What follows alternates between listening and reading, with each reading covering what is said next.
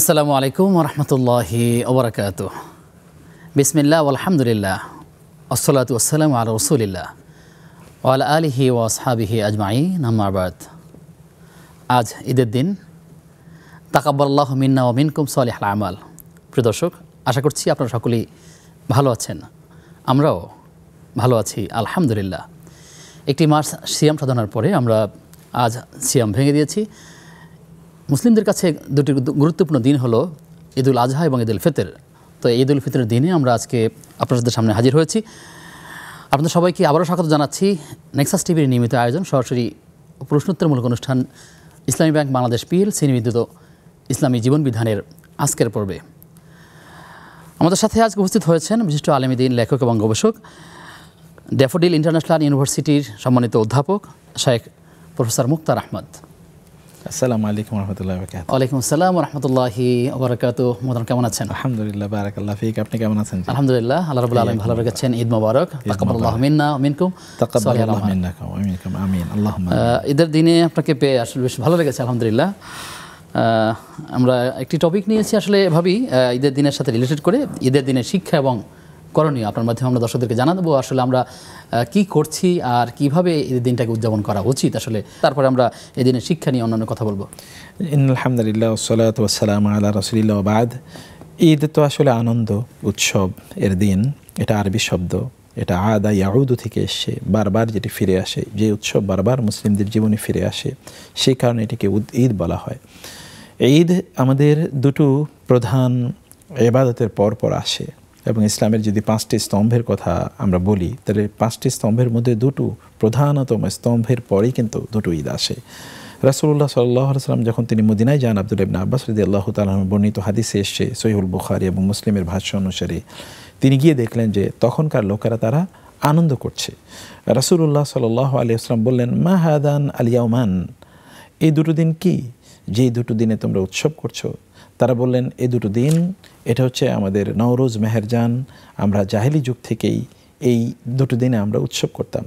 রাসূলুল্লাহ সাল্লাল্লাহু আলাইহি ওয়াসাল্লাম বললেন, ইন্নাল্লাহা কাদ আবদালাকুমা খায়রাম মিনকুমা ঈদুল ফিতর ওয়া ঈদুল আযহা। আল্লাহ তাআলা তোমাদের এই দুটো উৎসবের বিপরীতে আরও উন্নত, আরও অত্যন্ত চমৎকার, কল্যাণকর দুটো উৎসব তোমাদেরকে দিয়েছেন, তাহলে ঈদুল আযহা এবং ঈদুল ফিতর।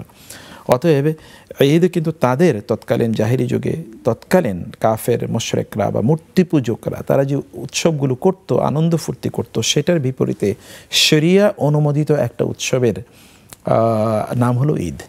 সে কারণে এটার ইসলামে এটার শক্ত মূল ভিত্তি রয়েছে, মূল নীতি রয়েছে, যার উপর ভিত্তি করে আমরা এটাকে উদযাপন করব।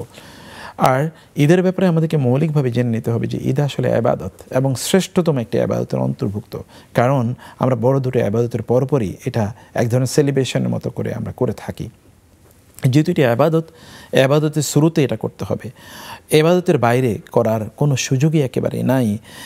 ঈদ এর দিনে আমাদের কাজ কি হয় দেখুন, আমরা ঈদের দিন যখন ঘুম থেকে উঠি, ফজরের নামাজ আমরা আদায় করি, তখন থেকে কিন্তু আমরা একটা স্লোগান দিয়ে থাকি, লাব্বাই, মানে কি বলি আমরা, আল্লাহু আকবার, আল্লাহু আকবার, লা ইলাহা ইল্লাল্লাহ, আল্লাহু আকবার, আল্লাহু আকবার, লিল্লাহিল হামদ, যেটি আল্লাহ তাআলা বলেছেন, ওয়ালি তুকাব্বিরুল্লাহ আলা মা হাদাকুম লাআল্লাকুম তাশকুরুন, তোমরা যেন শুকর আদায় করো এবং আল্লাহ যে তোমাদেরকে হেদায়েত দিয়েছেন এর জন্য তোমরা যেন তাকবীর পড়ো।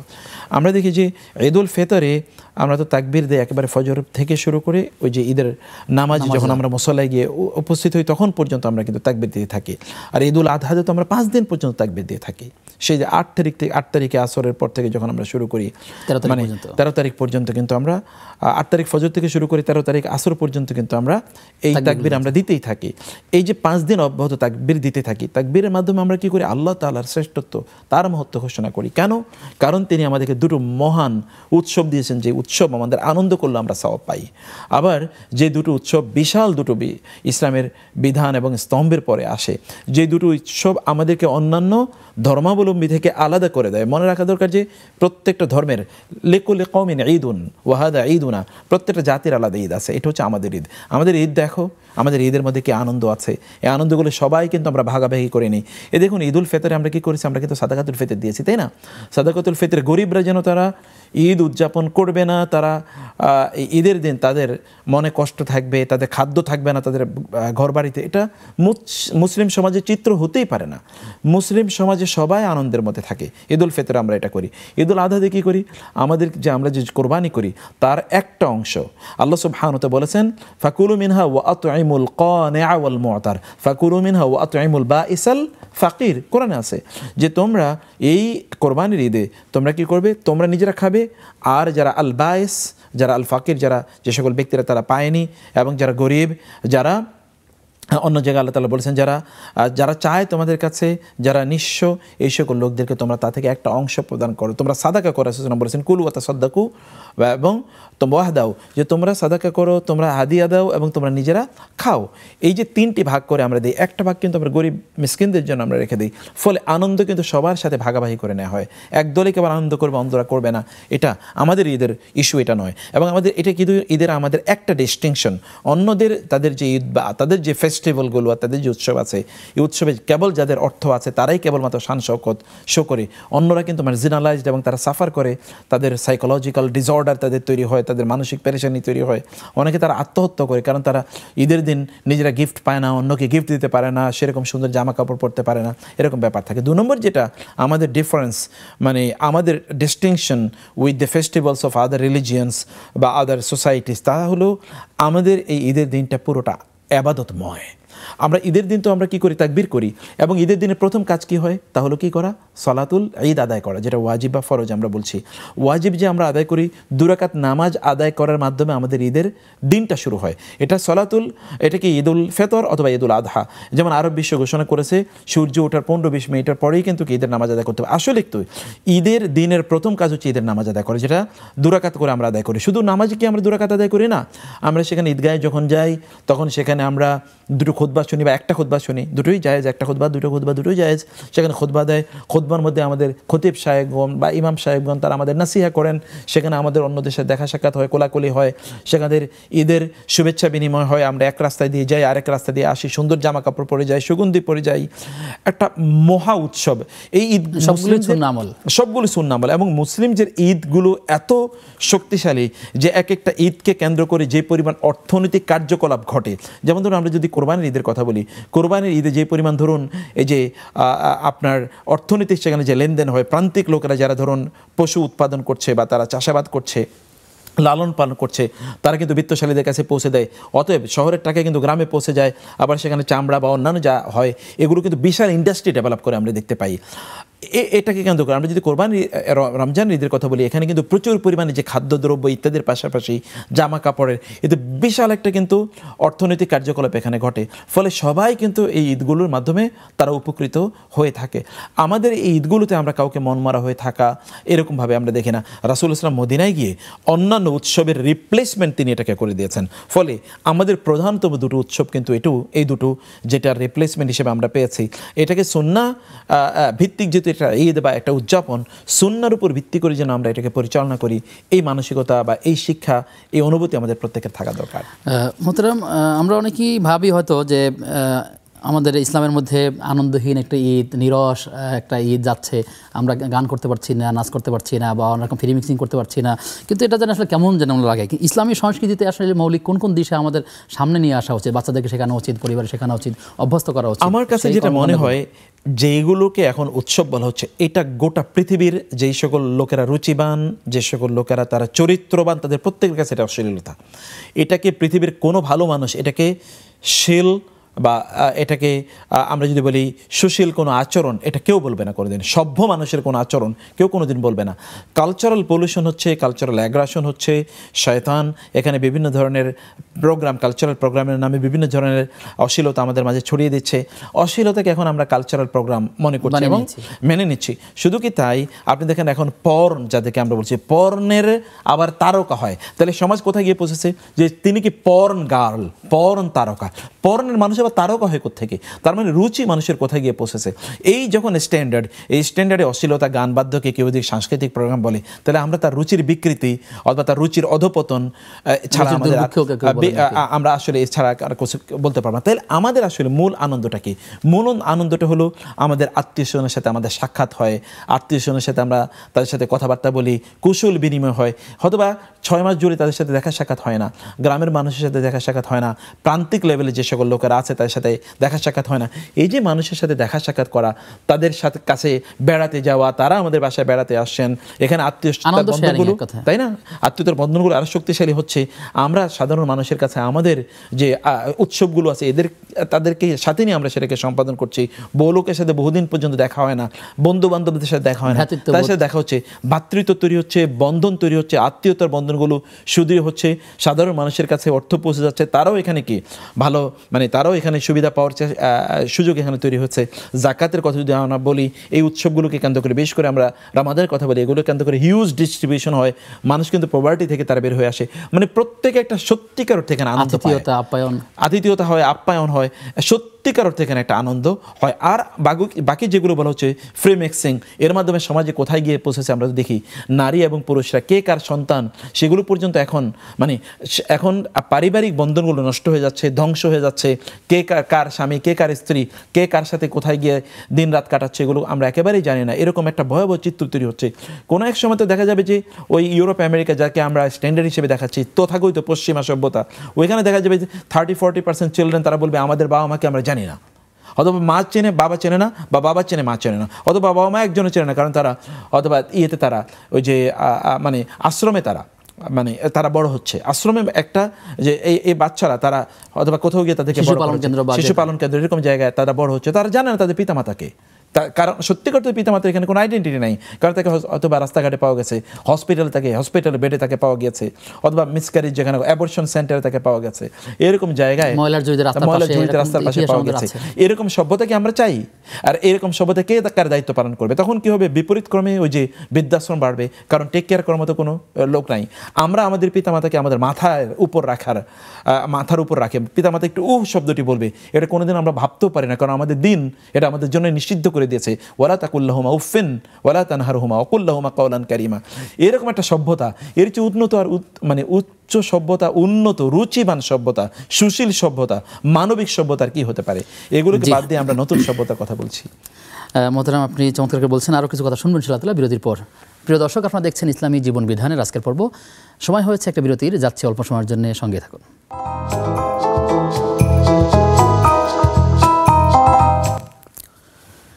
বিরতির পরে সবাইকে আবারও স্বাগত জানাচ্ছি। নেক্সাস টিভির নিয়মিত আয়োজন ইসলামী ব্যাংক বাংলাদেশ পিএলসি নিবেদিত ইসলামী জীবন বিধানের আজকের পর্ব। আমাদের আজকের মেহমান ওস্তাজ প্রফেসর মুখতার আহমদ। মোহতারাম, আমরা একটা বিষয় লক্ষ্য করছি যে রমাদানে অনেক ফ্যামিলিতে এরকম একটা চর্চা আছে যে রমাদান ইবাদতের মাস, সুতরাং টেলিভিশন টিভি এগুলো দেখা যাবে না, এগুলো মানুষরা দেখেনি, বন্ধ ছিল। ঈদের দিন শুরু হওয়ার পর থেকে টানা 3-4-5 দিন ঈদের অনুষ্ঠান, ঈদের ছবি বা এই কেন্দ্রিক আসলে ছেলে মেয়ে, যুবক যুবতী, ফ্যামিলি, বাবা মা সবাই মিলে একটা আয়োজন চলছে। বাসা থেকে কোথাও যাওয়া হচ্ছে না, আত্মীয় স্বজনের বাড়ি যাওয়া হচ্ছে না, কোনো প্রোগ্রামে যাওয়া হচ্ছে না, সামাজিক কোনো কাজে অংশগ্রহণ করা হচ্ছে না। মূলত রমজান মাসে টিভি যেমন বন্ধ ছিল, কিন্তু আবার এখন আবার ওখান থেকেই উঠতে পারতেছে না। এরকম চিত্র আসলে সমাজে অনেক জায়গায় রয়েছে। কী বলবেন আপনি? এটা খুবই দুর্ভাগ্যজনক। মানে ঈদের যে সামাজিকরণ অথবা ঈদের মাধ্যমে আত্মীয় স্বজনের সাথে, বন্ধুবান্ধবদের সাথে, পরিচিত অপরিচিত জনদের সাথে নতুন করে সম্পর্কে বিল্ড আপ করার যেই পদ্ধতি আল্লাহ এবং আল্লাহ রাসূল আমাদেরকে চালু করে দিয়েছেন, তা কিন্তু এখন এই স্যাটানিক কালচার, আমরা বলি যে শয়তানি সভ্যতা বা শয়তানি সংস্কৃতি, এটা একেবারে ধ্বংস করে দিচ্ছে। আচ্ছা, মানুষগুলি কিভাবে এরকম সম্ভব যে তারা এর মধ্যে তাদের আত্মীয় স্বজনের সাথে কোনো যোগাযোগ নাই? নতুন করে ঈদ মানিত উৎসব, এই উৎসবে তারা কেবলমাত্র কিছু ওই যে আপনার 55 ইঞ্চি 40 ইঞ্চি এরকম একটা স্ক্রিনের সামনে তারা বসে থেকে তাদের গোটা সময়টা কাটিয়ে দিচ্ছে। এটা তো পাগল ছাড়া কোনো মানুষ, অথবা মুঠোফোনের মধ্যে ঢুকে আছে, এর মধ্যে ঢুকে আছে। তার মানে তারা মানসিকভাবে অসুস্থ। এটা একটা অসুস্থ সমাজ, একটা অসুস্থ সংস্কৃতি এখানে তৈরি হয়েছে। এরা আনসোশ্যাল, এরা একেবারে মানে ডিমোরালাইজড। এরা যদি আমরা বলি যে সামাজিকরণের যে পদ্ধতি আছে, পদ্ধতি থেকে তারা একেবারে বের হয়ে গেছে। এরা সমাজের না কোনো কাজে আসবে, এরা প্রচণ্ড আত্মকেন্দ্রিক হয়ে থাকে, এরা কোনোদিন কোনো কল্যাণকর কাজ এদেরকে কোথাও খুঁজে পাওয়া যাবে না। অতএব এখানে থেকে আমাদেরকে বের হয়ে আসতে হবে। তাহলে এই অবস্থাটা কেন তৈরি হলো? অবস্থাটা দু কারণে তৈরি হয়েছে।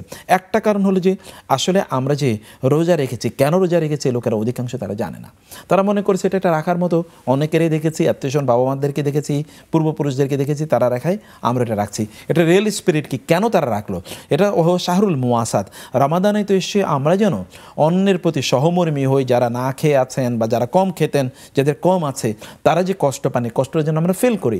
এই ফিল এটা আমাদের আসলে তৈরি হয়নি। আমরা লম্বা আবাদত করেছি আল্লাহর সাথে রিলেশন তৈরি করার জন্য, সে রিলেশন তৈরি হয়নি। তাহলে আল্লাহ সৃষ্টির সাথে রিলেশন তৈরি হয়নি এবং আল্লাহর সাথে রিলেশনও তৈরি হয়নি। এই দুটো কারণে আমাদের ওই ঈদের দিন থেকেই ওই রিলেশন তো তৈরি হয় নাই। ফলে এটা আসলে আমরা এই ঈদের দিন যে এটাকে এক্সারসাইজ করতে হবে, ছড়িয়ে দিতে হবে, এই ফিল বা উপলব্ধি তৈরি হয় না, বা এই কাজটি আমাদের ঘটেনি। 2 নম্বর বিষয় হচ্ছে শয়তান কিন্তু 1 মাস বন্দি অবস্থা ছিল। তো শয়তান যেদিন যখন সে আপনার ছাড়া পেয়েছে, অথবা সে তো আমরা যেমন ধরেন বিভিন্ন যে ষাঁড়, পাগলা ষাঁড় অথবা পাগলা গরু যেগুলোকে ধরেন বন্দি করে রাখা হয়, ওই যে নিয়ন্ত্রণহীন পশু, যখন এটাকে ওই যে আমরা ষাঁড় দৌড় অথবা ষাঁড় খেলা দেখি, যখন এটাকে ছেড়ে দেওয়া হয় তখন সামনে যাকে পায় তাকে সে কিন্তু গুতায় এবং তাকেই সে আঘাত করে, সে তখন পাগলের মতো ছুটতে থাকে। শয়তান কিন্তু এতদিন বন্দি অবস্থা ছিল, তার বিশাল বড় অর্জন সে থেকে বঞ্চিত হয়েছে, বিশাল পারফরমেন্স থেকে সে বঞ্চিত হয়েছে, মানে এতদিন পর্যন্ত। ফলে এখন যখন সে ছুটি পেয়েছে বা সে যখন বন্দিশালা থেকে মুক্তি পেয়েছে, তখন তার যত শক্তি আছে তার সর্বশক্তি নিয়ে মানুষের উপর সে আক্রমণ করে। এই কারণে বিভিন্ন প্রোগ্রামগুলো আমরা দেখি 3 দিন, 5 দিন, 10 দিন, 15 দিনের প্যাকেজ থাকে এবং কিভাবে অশ্লীলতার সুরসুরি দেয়া যায়, তৈরি করা হয় এমনভাবে আকর্ষণ করে যেটা দেখতে মানুষ একের পর এক বাধ্য হয়, মানে একটার পর একটা মানুষ যাবে, এটা ছেড়ে ওইটা ছেড়ে ওইটা ছেড়ে। ওই যে শয়তান যে বন্দিশালা থেকে মুক্তি পেয়েছে, অতএব সে তার আগ্রাসন যত পরিমাণে আগ্রাসন সে কিন্তু সে চালিয়ে যায়। অথবা সে তো জানে যে 1 মাস সে বন্দি থাকবে, অতএব আগ থেকে সে প্ল্যান তৈরি করে দিয়ে যায় যে এই প্ল্যান অনুসারে তোমাদের কার্যকলাপ চালাও। আমরা এই জন্য বলবো যে আমাদের ইবাদতগুলো কবুল হয়েছে কিনা সত্যিকার অর্থে ঈদের দিনের সকাল থেকে তা প্রমাণিত। ঈদের দিন সকালে আপনি ফজর নামাজ আদায় করতে পারলেন না জামাতে, আপনি ঈদের জামাতে সময় মতো যেতে পারলেন না, এবং ঈদের পরে এসে আপনি আত্মীয়স্বজনের সাথে আপনি কৌশল বিনিময় করতে পারলেন না, পরবর্তী নামাজগুলো জামাতে আদায় করতে পারলেন না, অথবা সময় মতো আদায় করতে পারলেন না, আপনি তেলাওয়াত করতে পারলেন না, আপনি জিকির আজকার করতে পারলেন না, আপনি ধরেন অন্যান্য যে সকল কার্যকলাপ আছে এগুলো কোনো কিছু করতে পারলেন না, আপনি কেবলমাত্র বুধ হয়ে থাকলেন, কেবল গ্লু হয়ে থাকলেন, মানে হচ্ছে আসলে ইবাদতই কবুল হয়নি, মানে হচ্ছে আসলে আমরা শয়তানের খাবারে বা শিকারে পরিণত হয়েছি। সে কারণে আমাদের ইন্না মিন আলামাতি কবুল আমালি সালিহাতি আল আমালু সালিহাতু বাদাহা, আমাদের আমলগুলো কবুল হয়েছে কিনা তার প্রমাণ হলো আমলগুলো আমরা কন্টিনিউ করছি কিনা। ইন্নাল্লাযীনা ক্বালু রাব্বুনাল্লাহু সুম্মা ইসতাকামু, ইস্তেকামা মানে কি, তার মানে হচ্ছে এই কাজগুলোর মধ্যে তারা অব্যাহত থাকে। খায়রুল রাসূলুল্লাহ সাল্লাল্লাহু আলাইহি ওয়াসাল্লাম এর কাছে তিনি বলেছেন সেই সকল আমলগুলোকে উত্তম, যে আমলগুলো খায়রুল উমুরি আদওয়ামুহা, সেই আমলগুলো খায়রুল আমালি আদওয়ামুহা ইন কাল্লা, যদিও কম পরিমাণে হয়, যে আমলগুলো মানুষ সব সময় করে সেটি কিন্তু সর্বোত্তম আমল। রাসূলুল্লাহ সাল্লাল্লাহু আলাইহি ওয়াসাল্লাম তিনি তার আমলগুলো আদ্দিমা করতেন। দিমা মানে তিনি কোনো আমল শুরু করেছেন, এই আমল তিনি কোনোদিনই ছেড়ে দেন নাই। রমাদানে আমরা রোজা রেখেছি, রমাদানের পরে কি আর রোজা নাই? রমাদানে আমরা ইবাদত করেছি, কিয়ামুল লাইল করেছি, রমাদানের পরে কি কিয়ামুল লাইল নাই? রমাদানের নামাজ পড়েছি, রমাদানের পরে কি নামাজ নাই? রমাদানে আমরা কোরআন তেলাওয়াত করেছি, রমাদানের পরে কি কোরআন নাই? সব কিছুই তো রয়ে গেছে। তাহলে আমার রমাদান অর্জন কি? রমাদান তো আমরা ট্রেনিংয়ের মাস হিসেবে নিয়েছি। কোনো একটা প্রতিষ্ঠানে কেউ যদি চাকরি করে 11 মাস পরে তাকে একটা ট্রেনিংয়ে পাঠানো হয় দেশে বা বিদেশে, যে তুমি ট্রেনিং করো, তোমার এই প্রবলেমের মধ্যে তৈরি হচ্ছে, স্কিল তোমার আরও আপডেট করতে হবে, ডেভেলপ করতে হবে, বা তোমার এই স্কিল এনহান্স করতে হবে। 1 মাস ট্রেনিং নিয়ে আসার পর তিনি যদি অথর্বর মতো তিনি তার জীবনযাপন করেন, তাহলে কি তার চাকরি থাকে? অ্যাপ্লাই করতে হবে, অ্যাপ্লাই তো তাকে করতে হবে, নতুন করে তাকে ডিসচার্জ করা হবে, তাকেও ফায়ার করা হবে তার ওই প্রতিষ্ঠান থেকে, যে তোমার পিছনে আমার এত ইনভেস্টমেন্ট, তাহলে তুমি করলে কি? তাহলে আল্লাহ সুবহানাহু ওয়া তাআলা যে আমাদেরকে প্রিপেয়ার করার জন্য এত আয়োজন করলেন, স্পিরিচুয়াল সেশন, এরপরে যদি আমাদের কাজ যদি আগের চেয়ে আরও খারাপ হয়, তাহলে বুঝতে হবে আমল কবুল হয়নি, এবং সত্যিকার অর্থে আমরা আল্লাহর বান্দা না হয়ে আমরা আসলে ইবাদত শয়তানে পরিণত হয়েছে, ইবাদত রহমানে পরিণত না হয়ে। যেন আমরা বলবো যে আমরা এই ঈদের দিন থেকেই আমাদের কার্যকলাপের মধ্যে এমন একটা চিহ্ন লক্ষণ প্রতিফলিত হোক, যার উপর ভিত্তি করে আমরা বুঝতে পারি যে আমাদের ইবাদতগুলো কবুল হয়েছে। আমি যদি ঈদকে যদি মানে ঈদের দিন যদি আমি মিস না করি রমাদান দিবসগুলোকে, তাহলে একটা মাস করলাম কি আসলে? মানে আমরা যখন ধরেন একটা মাস কেউ যদি কোনো একটা কাজ করে, তাহলে তার একটা খারাপ লাগা তৈরি হবে। 1 মাস কেউ যদি এক জায়গায় থাকে, ওই জায়গা থেকে গেলে তো তার অভ্যাসটা তার চলো। আচ্ছা, সোশিওলজিতে বলা হয় কেউ যদি 21 দিন একটা কাজ করে তাহলে তিনি অভ্যস্ত হয়ে যান। তাহলে 1 মাস কি অভ্যস্ত তৈরি হলো? আমাদের অভ্যস্ততা আসলে তৈরি হয় না, তাহলে বুঝতে হবে। এটা কন্টিনিউ করা যাবে, যত ভালো কাজ আছে এগুলো আসলে আমাদের এগিয়ে নেওয়ার চেষ্টা করি। আমাদের উদ্দেশ্যের মধ্যে হয়তো কারো কারো গ্যাপ থাকতে পারে, হয়তো বা সেটা খেয়ালে হোক বা বেখেয়ালে হোক, মানে কি রমাদান মাসের ইবাদত করেছে নাকি আল্লাহর ইবাদত করেছে। এক্স্যাক্টলি, এই জন্য সালাফরা তারা বলতেন লা তাকুনু রমাদানিয়িন ওয়ালাকিন কুনু রব্বানিয়িন, তোমরা রমাদানের পূজা করো না, রমাদানের পূজা বা রমাদানের ইবাদত করো না, তোমরা ইবাদত করছো তোমাদের রবের। তোমাদের রব কি রমাদানেই কেবলমাত্র জীবিত থাকেন? ফাইন রব্বাকুম হাইয়ুন বাদা রমাদান, তোমাদের রব তো রমাদানের পরেও জীবিত আছেন। অতএব তোমাদের রবের যদি ইবাদত করো তাহলে রমাদানের পরেও তো তার ইবাদত করতে হবে। তিনি তো রমাদানও তোমাকে খাইয়েছেন, বাঁচিয়ে রেখেছেন, রমাদানের পরেও তিনি তোমার রব এবং খাওয়াবেন, বাঁচিয়ে রাখবেন। রমাদানের জন্যও তোমাকে জবাবদিহি করতে হবে, রমাদানের পরেও জবাবদিহি করতে হবে। কেবল রমাদান আমল নিয়ে তো জান্নাতে যাওয়া যায় না। রমাদানের আমল এটা আমরা এই জন্যই করি যে আমরা যেন বাকি 11টি মাস যেন আমরা ওই আমল যে আমরা অভ্যাস তৈরি করলাম সেইভাবে যেন আমরা চলতে পারি, সেই জন্য আমরা যেন আমলগুলো কন্টিনিউ করি, এটা খুবই ইম্পর্টেন্ট। আল্লাহ তাআলা আমাদেরকে আমল করার তৌফিক দান করুন। মোটামুটি ঈদের দিনের সাথে একটা বিষয় জড়িয়ে আছে, সেটা হচ্ছে সালামি। এটি এই শব্দটা যে এক এক এলাকায় হয়তো এক এক নামে পরিচিত আছে। ঈদের সালামি কোথাও স্বেচ্ছায়, কোথাও জোর করে নেওয়া হয়। ঈদের সালামিটা কি বলবেন আসলে, এটা এই সংস্কৃতিটা কেমন? আমরা প্রথমত বলবো যে এই যে সালামি দেওয়ার প্রচলনটাকে কিভাবে ভালোভাবে করা যায় আর কি। আমরা প্রথমত বলবো এই সংস্কৃতি একেবারেই কোনো ইসলামিক সংস্কৃতি না। যে ঈদের দিনকে কেন্দ্র করে সালামি দিতেই হবে, নিতেই হবে, এটাকে একটা কালচারে পরিণত করে দেয়া, এটা না হলে মন খারাপ হয়ে যায়, এটা না হলে অন্যের প্রতি বিরূপ ধারণা তৈরি হয়ে যায়, এটা কোনোদিন ইসলামিক কালচার একেবারে ছিল না। আমাদের কালচার যেটা সেটা আমাদেরকে বুঝতে হবে। হ্যাঁ, হাদিয়া দেওয়া তো জায়েজ, তাহাদু তাহাব্বু, তোমরা হাদিয়া দাও। রাসূল ইসলাম তিনি হাদিয়া দিতেন এবং তিনি হাদিয়া গ্রহণ করতেন। এমনকি অমুসলিমদের হাদিয়াও কিন্তু রাসূল ইসলাম গ্রহণ করেছেন। ওই যে ইহুদি নারী রাসূল ইসলামকে হাদিয়া দিয়েছিল, যেখানে তিনি খাওয়ার পরে বিষ যুক্ত ছিল, সেটা খেয়ে রাসূল ইসলাম অসুস্থ হয়ে পড়লেন। ফলে তিনি কিন্তু হাদিয়া দিয়েছেনও। হাদিয়া দেয়া, হাদিয়া নেয়া, সাহাবায়ে কেরাম তাকে ব্যাপক পরিমাণ হাদিয়া দিতেন। এমনকি মদিনায় কোনো ফসল বা কোনো ফল উৎপাদন হলে ওইটা রাসূলের ঘরে আগে আসতো না, এটা কোনোদিন ঘটে নাই। ওই ফলটা আগে রাসূলের ঘরে আসতো, তারপরে তারা ওই যে সাহাবীরা বা যারা ফসল উৎপাদন করতেন তারা পরবর্তীতে খেতেন। রাসূল ইসলাম এইগুলো অন্যদের মাঝে আবার বন্টন করতেন সাহাবায়ে কেরামের মাঝে।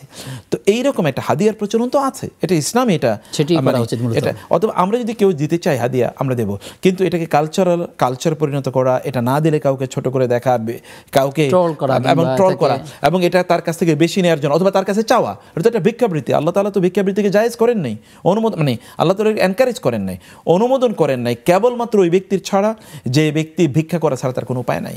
ওই ব্যক্তি ছাড়া অন্যের জন্য তো ভিক্ষা করা হারাম, নিষিদ্ধ।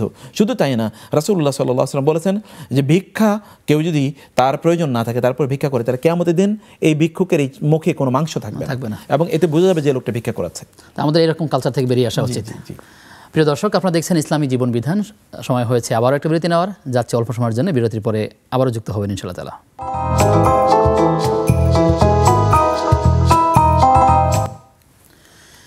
বিরতির পরে সবাইকে আবারও স্বাগত জানাচ্ছি। নেক্সাস টিভির নিয়মিত আয়োজন সরাসরি প্রশ্নোত্তরমূলক অনুষ্ঠান ইসলামী জীবন বিধানের আজকের পর্বে আমাদের আজকের অতিথি ওস্তাজ প্রফেসর মুখতার আহমদ। মোহতারাম, আমরা অনলাইনে একটা ভিডিও দেখেছি, একজন স্কলার বা তিনি একজন বক্তা, তিনি বলেছেন যে রাসূল সাল্লাল্লাহু আলাইহি ওয়াসাল্লামকে মেয়েরা হাদিয়া দিয়েছেন, হাদিয়া নিয়েছেন। বর্তমান যুব সমাজের অনেক কেউ মেয়েদেরকে হাদিয়া দিতে পারে, আবার মেয়েরা ছেলেদেরকে হাদিয়া দিতে পারে, এরকম একটা ভিডিও ভাইরাল হয়েছে এবং এটা নিয়ে খুব সমালোচনা হচ্ছে। আসলে ইসলামিক এই মূল বিষয়টা কি? আপনি হাদিয়ার কথা বলছিলেন যে কে কাকে হাদিয়া দিতে পারবে, সেই বিষয়ে যদি মানদণ্ড কি আসলে?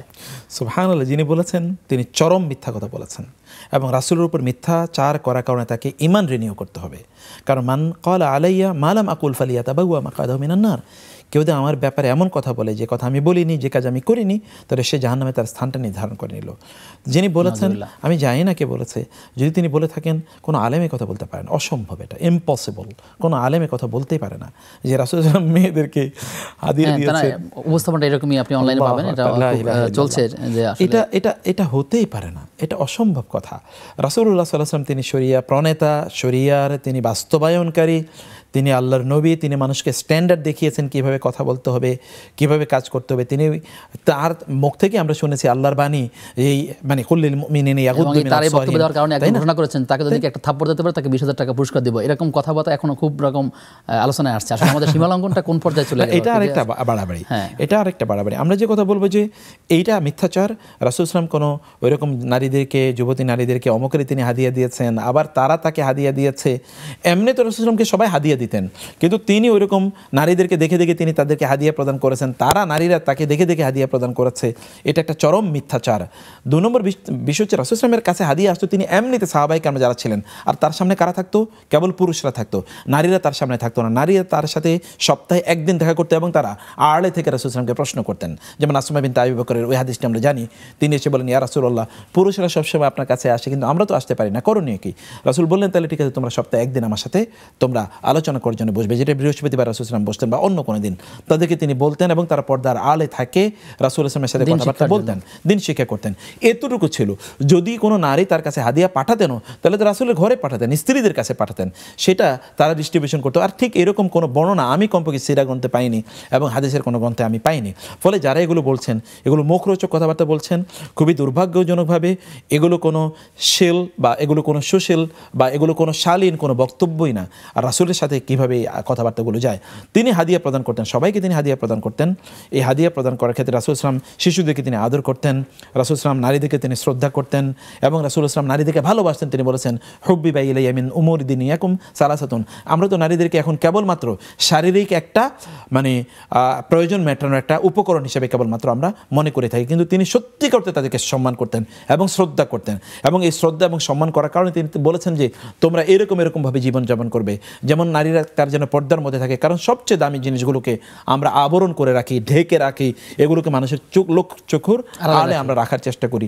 তাদেরকে তিনি দামি, এবং শুধু তাই না, তিনি বলেছেন নারীরা তাদের মানে মায়েদের তাদের পায়ের কাছে হচ্ছে মানে মানুষের জান্নাত, একথা তিনি বলেছেন। শুধু তাই না, তিনি বলেছেন যে মানে বিদায় হজের ভাষণে তিনি বলেছেন, হে লোকেরা, তোমাদের স্ত্রীদের উপর তোমাদের যেমন অধিকার আছে, তাদেরও তোমাদের উপর অধিকার আছে। তোমরা তাদেরকে আল্লাহর পক্ষ থেকে আল্লাহর শপথ করে আমানত হিসেবে গ্রহণ করেছো, অতএব তাদের উপর জুলুম করবে না, তাদের হক তাদেরকে ঠিকমতো আদায় করবে, তাদের অধিকার তাদেরকে ঠিকমতো আদায় করবে। এই যে শ্রদ্ধার জায়গা বলেছে রাসূল সাল্লাল্লাহু আলাইহি ওয়াসাল্লাম, এরকম শ্রদ্ধার কথা তিনি বলেছেন। ফলে আমরা হাদিয়ার কথা বলতে এখন যেটা এর আগে আপনি বলেছেন যে হাদিয়াতে কিন্তু এখন অনেক ধরনের সমস্যা তৈরি হয়। ইয়াং ছেলে কোনো একটা ইয়াং মেয়েকে হাদিয়া তো দিতেই পারে না, সালাম দেয় তো সেখানে নিষিদ্ধ। অনেক জায়গায় যদি ফিতনার সম্ভাবনা থাকে যেখানে সালাম দেয় নিষিদ্ধ, অথচ শরিয়ার কি এটা একটা শেয়ার, এটা শরিয়ার একটা অন্যতম প্রধান একটা মূল মানে আপনার মূলনীতি অথবা অন্যতম প্রধান একটা পরিচায়ক। সেই কাজগুলো একটা যুবতী আরেকজন যুবককে বা একজন যুবক আরেকজন যুবককে দিতে পারেন না যদি এখানে ফিতনার সম্ভাবনা থাকে। কাজিনরা কাজিনদের সাথে দেখা করতে পারে না, মানে ছেলে এবং মেয়ে, কারণ সেখানে ফিতনার সম্ভাবনা আছে। কোনো শালী তার ভগ্নিপতির সাথে দেখা করতে পারেন না, কারণ রাসূল বলেছেন আল হুমু মাউতুন, অথবা যদি আমরা বলি দেবর তার ভাবির সাথে দেখা করতে পারে না, কারণ আল হুমু মাউতুন, রাসূল বলেছেন দেবর অথবা শালীরা এরা মৃত্যুর মতো, এরা জমদূত, একথা বলেছে। সেখানে কীভাবে একজন আরেকজনকে এরকম হাদিয়ার মতো করে দিয়ে তারপরে সেখানে তথাকথিত যে অ্যাফেয়ার অথবা তথাকথিত লাভের মধ্যে তারা ঢুকে যাবে, এটা তো হারাম, ফ্লায়ার স্টেশনে ঢুকে যাবে। এই কাজগুলো কোনো অবস্থায় শরিয়া অনুমোদনই করেন না।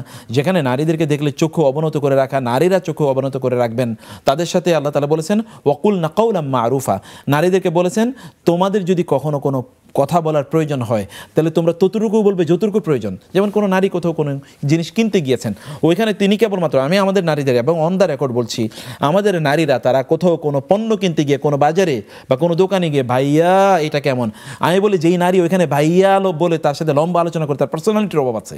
কোনো মুসলিম নারীর চরিত্র এরকম হতে পারে না যে মুসলিম নারী লম্বা করে কোনো কথাবার্তা বলবেন, এটা তার ব্যক্তিত্বের সাথে যায় না। মুসলিম নারী তার সাথে যতটুকু তার স্বামীর তার বাবার সাথে কথা বলতেন, তার ভাইয়ের সাথে যেরকম কথা বলতেন ঠিক ওই টোনে টেনে কথা বলবেন যতটুকু প্রয়োজন। এটা দাম কত বলেন তো, এতটুকু দাম, আচ্ছা ঠিক আছে আমার পছন্দ হলে নিলাম, অথবা এটা এত টাকা আপনি দেবেন কেন, দিলে দেন, আদারওয়াইজ নাই। ততটুকু কথা বলবে, তার বাইরে কথা বলে তার জন্য জায়েজ নেই কোরআন এর বক্তব্য অনুসারে। সেভাবে কিভাবে সেখানে কিভাবে তার জন্য ইনিয়ে বিনিয়ে কথা বলবে, এটা কিভাবে, এটা তো অসম্ভব, এটা জায়েজই নেই কোনো অবস্থায়। আল্লাহ তাআলা আমাদেরকে বোঝার তৌফিক দান করুন। মোহতারাম ভাই, ঈদের দিনে আমরা আমাদের প্রতিবেশী অনেক অমুসলিমরা আছেন, তাদের সাথে আমরা কিভাবে উইশ করব বা শুভেচ্ছা জানাবো, অথবা তারা আমাদেরকে উইশ করতে পারে কিনা, আসলে এই বিষয়টি কিরকম সামাজিক একটি কাজ? একেবারে আমরা যেটা বলছি যে এখানে ধরুন যে কাজগুলো ফরজ কেবল তাদের সাথে সম্পাদন করা যায় না, কিন্তু যেগুলো নফল সেগুলো তাদের সাথে সম্পাদন করা যায়। আমরা বলবো যদি সম্ভব হয় ঈদের দিন তাদের একটু খোঁজ খবর নেন যে তারা কেমন আছে, একটু খোঁজ খবর নেন, প্রয়োজনে তাদেরকে একটু গিফট প্রদান করা যাবে। কেউ যদি কোনো অমুসলিমকে যদি কোনো কিছু প্রদান করে এবং তার নিয়ত যদি থাকে তিনি ইসলাম সম্পর্কে ভালো ধারণা পোষণ করুন, কোনো এক সময় তার এর কারণে ভালো আচরণের কারণে তিনি ইসলামের প্রতি অনুরাগী হতে পারেন, মুসলিমদের প্রতি তার ব্যাপারে তার ধারণা ভালো হবে এবং এটাও কিন্তু আলটিমেটলি তাকে হেদায়েতের পথ দেখাতে পারে। এরকম যদি হয়, আমার বিশ্বাস যে এটা একটা দাওয়াতি কাজ হবে। আমরা বরং বলবো যে প্রতিবেশী তিনি মুসলিম হন অমুসলিম হন, প্রতিবেশীর সাথে উত্তম আচরণ করার নির্দেশ কোরআনে আছে এবং হাদিসে, ওয়াল জারিজিল কোরবা ওয়াল জারিজিল জুমবি ওয়াস সাইবি বিজামবি। আল্লাহ তাআলা বলেছেন যে তোমাদের প্রতিবেশী যারা, এখানে মুসলিম অমুসলিমের কথা বলা হয়নি, আপনি প্রতিবেশীর সাথে উত্তম আচরণ করার মাধ্যমে কিন্তু দাওয়াতি কাজ করা যায়। প্রতিবেশীর সাথে, প্রতিবেশী অমুসলিম হলে তার সাথে খারাপ আচরণ করলে তিনি আল্লাহর কাছে জবাবদিহি করতে হবে। অমুসলিম প্রতিবেশীর সাথে খারাপ আচরণ করার কারণে ব্যক্তি জাহান্নামে যেতে পারে। কারণ আমরা জানি ওই যে হাদিসের কথা, একজন নারী একটা কুকুরকে পানি পান করানোর কারণে তিনি জান্নাতে গিয়েছেন। একজন নারী তিনি একটা বিড়ালকে না খাইয়ে রেখে মারার কারণে তিনি কিন্তু জাহান্নামে গিয়েছেন, রাসূল সাল্লাল্লাহু আলাইহি ওয়াসাল্লাম বলেছেন। ফলে একটা কুকুর বা বিড়ালের সাথে আচরণ করলে যদি জান্নাত জাহান্নাম নির্ধারণ হয়ে যায়, একটা মানুষের সাথে আচরণ করলে কেমন হতে পারে? আর রাসূল সাল্লাল্লাহু আলাইহি ওয়াসাল্লাম বলেছেন যারা জিম্মি অথবা যে সকল ব্যক্তিরা তারা কোনো একটা মুসলিম দেশে যারা নাগরিক, মুআহাদ মানে যারা চুক্তিভিত্তিক নাগরিক, তাদেরকে মুসলিম দেশে তারা থাকবে, সিকিউরিটি ট্যাক্স দেবে এবং তারা এখানে নিরাপত্তা পাবে। এরকম কেউকে যদি কেউ হত্যা করে তাহলে লাম ইয়াজিদ রাইহাতাল জান্নাহ, ওই ব্যক্তি জান্নাতের সুগন্ধিও পাবে না। অতএব তার সাথে উত্তম আচরণ করা, খোঁজ খবর নেওয়া, ভালো আছেন কিনা, তার চরিত্র দেখে বেশি প্রভাবিত হয়। এক্স্যাক্টলি, আসলে চরিত্র দেখে তো মানুষ বেশি প্রভাবিত হয়েছে। তার কাছে এসেছে হত্যা করার জন্য, কিন্তু তার চরিত্রে মুগ্ধ হয়ে ইসলাম গ্রহণ করে চলে গেছে, তাই না? এরকম অসংখ্য ঘটনা ঘটেছে। সেই কারণে আমাদের চরিত্র আমাদের পূর্বপুরুষদের চরিত্র দেখে কিন্তু এই অঞ্চলের মানুষ তারা ইসলাম গ্রহণ করেছে। অর্থাৎ আমরা যেন চরিত্রের ক্ষেত্রে সর্বোত্তম আচরণটা প্রদর্শন করি। আল্লাহ তাআলা আমাদের চরিত্রের হেফাজত করুন, উত্তম চরিত্র অর্জন ধারণ করার তৌফিক দান করুন। মোহতারাম, ঈদের দিন আরেকটা বিষয় আমল আমাদেরকে অনেকেই করতে দেখি যে ঈদের দিনে কবরস্থানে যাওয়া, কবরস্থানে গিয়ে মৃত্যুদেরকে সালাম দেয়া বা দল ভেদে সেখানে যাওয়া, সেখানে গিয়ে কোরআন পড়া বা অনেক দোয়া পড়া, এই যে ঈদের দিনের সাথে এই আমলের কোনো সম্পর্ক নাই। এই আমলটি কোরআন এবং সুন্নাহ দ্বারা কোনোদিনই সাবিত নয়, বরং কবর জিয়ারতের জন্য জিয়ারত করা নিষিদ্ধ। এটা আল্লাহ এবং আল্লাহ রাসূল অনুমোদন করে না। কবর জিয়ারতের জন্য জিয়ারত করা মানে সফর করা কেবলমাত্র ইবাদতের জন্য 3টা জায়গায় করা যায়। সেটা হচ্ছে বাইতুল্লাহ, মসজিদ নববী এবং কি বাইতুল মুকাদ্দাস। এই 3টি জায়গায় ইবাদত করার জন্য মানে সফর করা জায়েজ। আর বাকি জায়গাগুলোতে বাবার কবর অমুক জায়গায় অথবা অমুক মানে শাহজালালের কবর, শাহপরানের কবর, শাহ মাকদুমের কবর জিয়ারত করার জন্য আপনি ঢাকা থেকে সফর করা শুরু করবেন, এই সফরটাই জায়েজ নেই, এটা নিষিদ্ধ সফর। অথবা এটা কীভাবে ইবাদত হবে? এমনকি পিতামাতার কবর জিয়ারত করার জন্য সফর করা যাবে না। আমাদেরকে কী করতে, পিতামাতার জন্য দোয়া করতে হবে। দোয়া করা ফরজ আমাদের জন্য, বাধ্যতামূলক। আর যদি কোনো কবরের পাশে দিয়ে আমরা যাই তাহলে কবরবাসীকে কি করবো? আমরা সালাম দিব, নিজের মৃত্যুর কথা নিজেরা স্মরণ করবো। মূলত ইস্যু হলো এটা, আমরা কবরের কাছে মাঝে মাঝে যাবো এই জন্যে যে কবর এর কাছে গেলে আমাদের কি হয়, মৃত্যুর কথা স্মরণ হয়ে যায়। কিন্তু এটা সফর করেও নয়, আবার এটা এই ঘটা করেও নয়। এটা আবার এটা কোনো আনুষ্ঠানিক কোনো প্রোগ্রাম নয় যে ঈদের দিন যাব অথবা সবে মানে ওই যে লাইলাতুল কদরের দিন যাব, প্রয়োজন অনুযায়ী আসলে এটা ঠিক না। এটা ইবাদত একেবারে সিদ্ধ নয়, শরিয়া সিদ্ধ নয়। জি, আপনার কাছে ফিরবো আমরা ছোট্ট একটা বিরতির পর। প্রিয় দর্শক, আপনারা দেখছেন ইসলামী জীবন বিধান। আমাদের আজকের অতিথি প্রফেসর মুক্তার আহমদ। সময় হয়েছে আবার একটা বিরতি নেওয়ার, যাচ্ছি অল্প সময়ের জন্য। আশা করছি বিরতির পরে আবারও যুক্ত হবেন।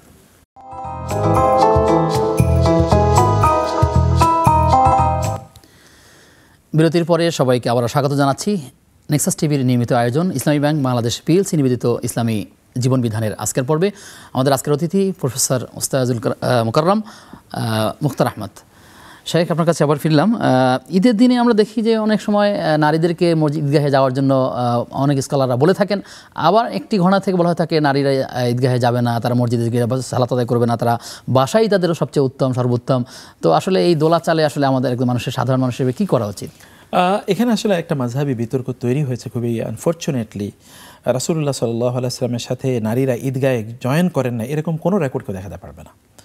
সকল নামাজি ঈদগাহে নারীরা তার সাথে ঈদগাহে জয়েন করেছেন। শুধু তাই না, ওই যে বিখ্যাত হাদিসটি, হে নারীরা আমি তোমাদেরকে অনেক বেশি জাহান্নামে দেখেছি, অতএব তোমরা বেশি বেশি সাদাকা করো। নারীরা এত পরিমাণ সাদাকা করতেন যে রাসূলুল্লাহ সাল্লাল্লাহু আলাইহি ওয়াসাল্লাম এর কথায় তারা উদ্বুদ্ধ অনুপ্রাণিত হয়ে এত পরিমাণ সাদাকা করেছেন যে তাদের মানে হাতের বালা, তাদের নাকের দুল, কানের দুল ইত্যাদি তারা দিয়েছেন এত পরিমাণ যে বেলালে দিয়ে বলছেন আমি এগুলো মানে টেনে আনতে পারতেছিলাম না, এত ওজন হয়ে গেছে। ঈদের ময়দানে কিন্তু এটা ঘটেছে। রাসূলুল্লাহ সাল্লাল্লাহু আলাইহি ওয়াসাল্লাম বলেছেন নারীরা তারা ঈদের ময়দানে যাবে, হাত্তাল হুইয়াদ, এমনকি যে সকল নারীরা হায়েজরত, হায়েজ মানে তাদের মান্থলি সাইকেল আছে, এই সকল নারীরা জয়েন করবে তারা ঈদের ময়দানে। কিন্তু তারা কী করবে? ফালিয়াশহাদনা আদ-দুআ, ওইখানে যে দোয়া হয়, কারণ দোয়া কবুল হবে ওই জায়গায়, এই দোয়া কবুলের সময় তারা যেন ওইখানে জয়েন করে। অতএব নারীদেরকে ঈদের ময়দানে যেতে না দেয়া এটা একটা জাহালাত। আমরা বলবো তাদের একটা অধিকার আছে ঈদের ময়দানে যাওয়া, তাদেরকে অধিকার তাদেরকে দেওয়া উচিত।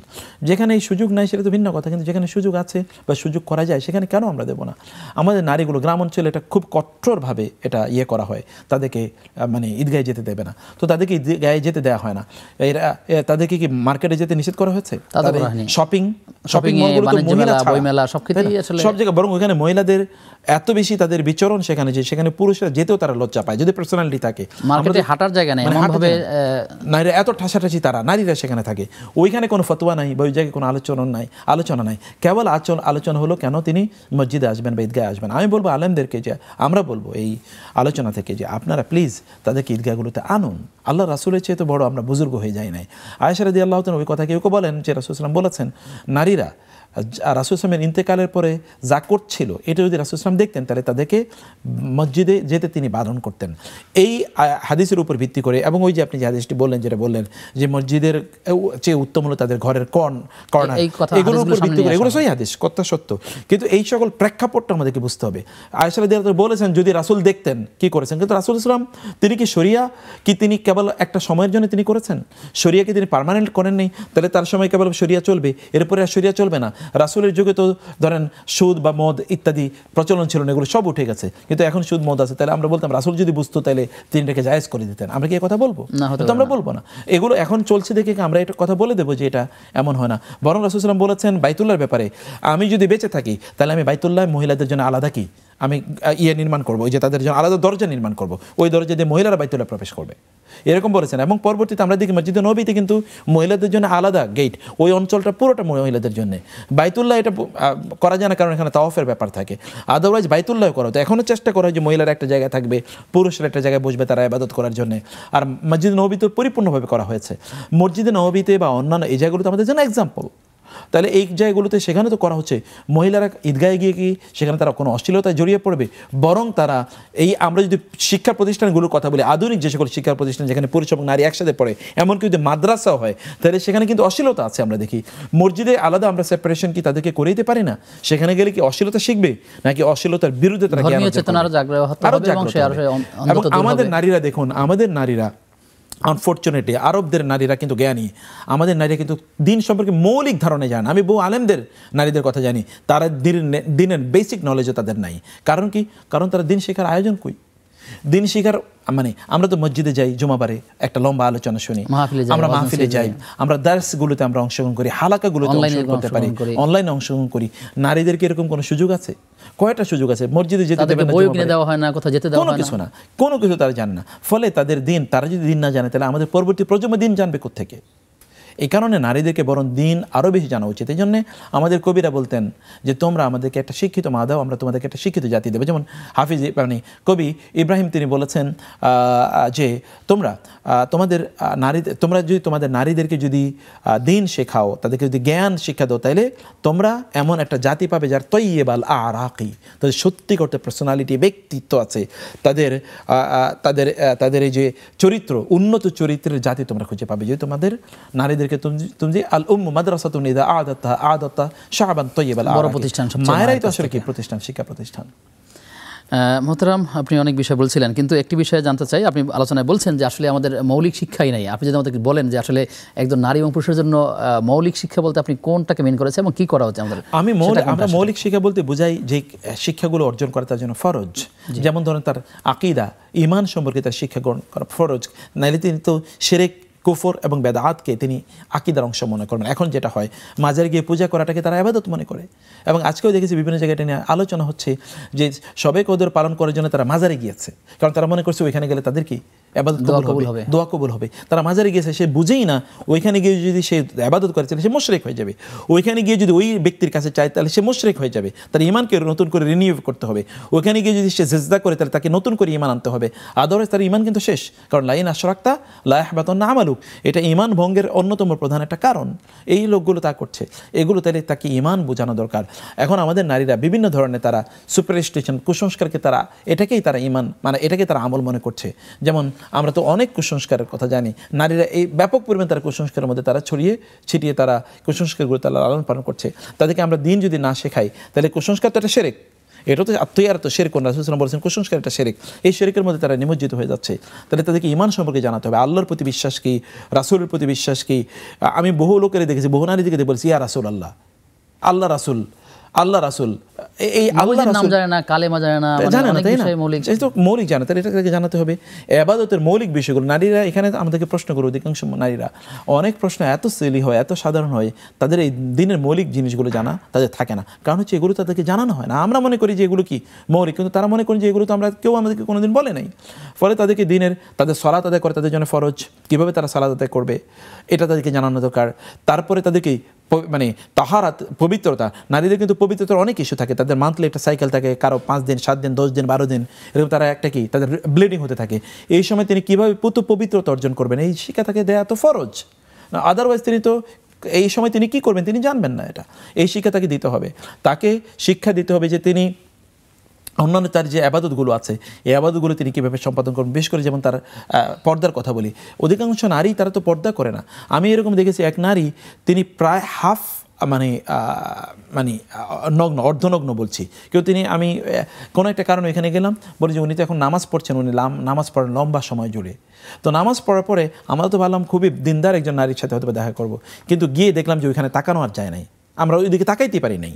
মানে সে নামাজের ড্রেস কোডটাও তার হয়তো জানেন না, ড্রেস কোড তিনি জানেন না। তিনি মনে করছেন যে এটাই তো আমি নামাজের সময় নামাজ পড়বো, এরপরে মানে আমি আমার মতো করে চলবো। তার এই দিনের যে তার পর্দার বিষয় আছে, তার হিজাবের বিষয় আছে, অন্য পুরুষের সাথে তার আচরণ কী হবে। বহু নারীকে দেখেছি আমি, তিনি নামাজে পড়ার পর হ্যান্ডশেকও করেন। অনেক নারীকে জানি, এখানে আমাদেরকে প্রশ্ন করেছে, তিনি তিনি মানে চাকরি করেন, সব 5 ওয়াক্ত নামাজ তিনি বাসায় এসে একসাথে পড়েন। মানে এশার সাথে তিনি না, জোহর, আসর, মাগরিব, এশা একসাথে পড়েন। কারণ তিনি মনে করেন ওইখানে তো আমি নামাজ পড়তে পারি না, জন্য 4 ওয়াক্ত আমি একসাথে পড়ি, প্রতিদিন নামাজ হবে কিনা। ইসলামটাকে তার নিজের মতো ব্যাখ্যা করছে। আসলে তার জ্ঞান নাই, আসলে তাকে কেউ জানায় না, তো বলার মতো কোনো জায়গা নাই। আমাদের শিক্ষা কারিকুলামে ইসলাম নাই। আবার নারীরা তারা শিক্ষা অর্জনের জন্য তারা মসজিদ মাদ্রাসাতে তারা যেতে পারে। জি, মোহতারাম, শেষ করতে হচ্ছে, আমরা খুব শেষের দিকে চলে আসছি। আপনি যদি আমাদেরকে এক বাক্যে মোটা তাকে বলেন যে ঈদের দিন আপনি অনেক আলোচনা করেছেন, ঈদের দিনে শিক্ষা এবং করণীয় খুব ছোট ছোট করে যদি আমি ঈদের দিনে এক নম্বরে বলবো, এখনো যেহেতু অনেক দেরি হয়, মানে ঈদের দিন একেবারে শেষের দিকে, আমরা বলবো যে ঈদের দিনটা আপনি ইবাদতের মতো করে কাটেন। আপনি যে সত্যিকার অর্থে রমাদানের 30 দিন যেভাবে কাটিয়েছেন বা 29 দিন যেভাবে কাটিয়েছেন, এভাবে প্লিজ কাটান। তাইলে আপনার ইবাদত কবুল হয়েছে বোঝা যাবে এবং কন্টিনিউটি অফ ইউর ইবাদত থাকবে। যদি তা না হয় তাহলে আপনি ধরে রাখুন যে আপনার ইবাদত কবুল হয়নি, ধরে রাখুন। জি, আল্লাহ তাআলার কাছে আমরা দোয়া করি, আল্লাহ তাআলা যেন আমাদেরকে এই রমাদানের আমলের ধারাবাহিকতা সারা বছর থাকে, সেই দোয়া করি আল্লাহ তাআলার কাছে। আপনি আমার কাছে ধন্যবাদ জানিয়ে আপনার থেকে বিদায় নিচ্ছি। অনেক ধন্যবাদ, মুবারক, বারাকাল্লাহু ফিকুম। প্রিয় দর্শক, এতক্ষণ আপনারা আমাদের শুনছিলেন যে ঈদের দিনে শিক্ষা এবং করণীয়, সেই সাথে পারিপার্শ্বিক আরও অনেক বিষয় আমরা আলোচনা করেছি। আল্লাহ তাআলার কাছে আমরা দোয়া করি যতগুলো ভালো দিক আলোচনা হয়েছে, যতগুলো কোরআন এবং সুন্নাহর মোতাবেক আলোচনা হয়েছে, আমরা যেন সেগুলো আমল করতে পারি, আমাদেরকে ব্রেনের মধ্যে স্থায়ী হয়ে যাক, আমরা সেই দোয়াই করি। যদি কোনো ভুলভাল কথা বলে থাকি, যেন কোনো ভুল মেসেজ থেকে থাকে, তার জন্য আমাদের পক্ষ থেকে আমাদেরকেও ভুলিয়ে দেন এবং আপনাদেরকেও ভুলিয়ে দেন। আমরা ভালো কিছু আমল করবো, আল্লাহ তাআলার কাছে দোয়া করবো, আপনারা আমাদের জন্য দোয়া করবেন। এই আমলের ধারাবাহিকতা সারা বছরই থাকবে, আমরা সেই দোয়াই করছি। কোরআনের সাথে জীবনযাপন করবার এবং ঈমানের সাথে থাকবার তৌফিক আল্লাহ আমাদের দান করুন। আগামী অনুষ্ঠান দেখবার আমন্ত্রণ জানিয়ে আজকের মধ্যে এখানে বিদায় নিচ্ছি। আসসালামু আলাইকুম ওয়া রাহমাতুল্লাহি ওয়া বারাকাতুহু।